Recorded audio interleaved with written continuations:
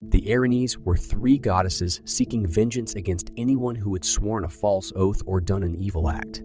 They were created when the Titan Uranus was castrated by his son Cronus and his genitals were thrown into the sea.